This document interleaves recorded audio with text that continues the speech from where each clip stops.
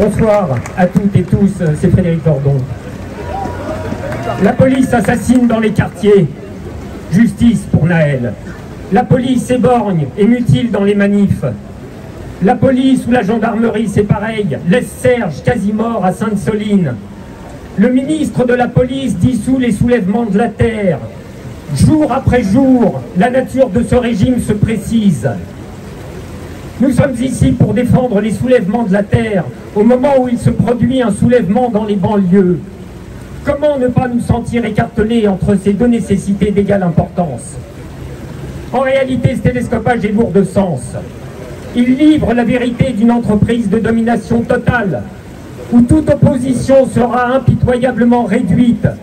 Ouvriers, syndiqués, jeunes des quartiers, soulèvements de la terre, tous sont susceptibles d'être surveillés, arrêtés, poursuivis, brutalisés et même tués.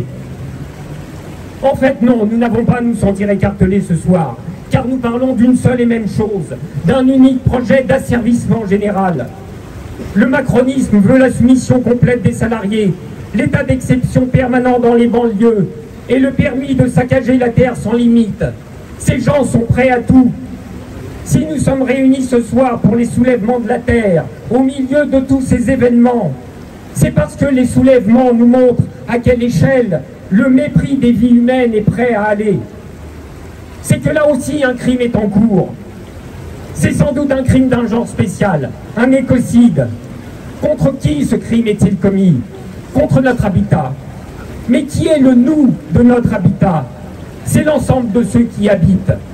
Alors maintenant, il ne faut pas avoir peur des déductions.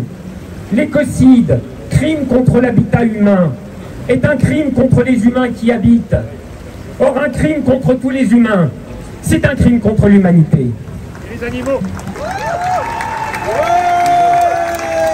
Oui, attenter aux conditions d'habitabilité de la planète, c'est attenter à la vie des habitants. C'est un attentat très concret, lui aussi, par le manque d'eau, par les températures infernales, par les incendies gigantesques, par les événements climatiques extrêmes, par la libération des virus enfermés dans le permafrost, sans parler des migrations de masse qui vont s'en suivre.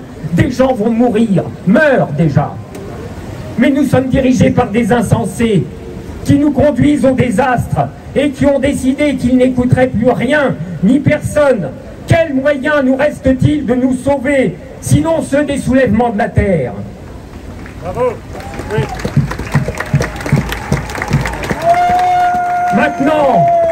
Maintenant en tout cas, tout se voit. Permis d'exploiter de l'enfance jusqu'à la mort, permis de tuer dans les banlieues, permis de saccager la planète, une seule et même chose, disais-je.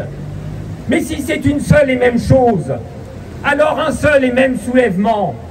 Ils cherchent l'asservissement général, ils trouveront le soulèvement général.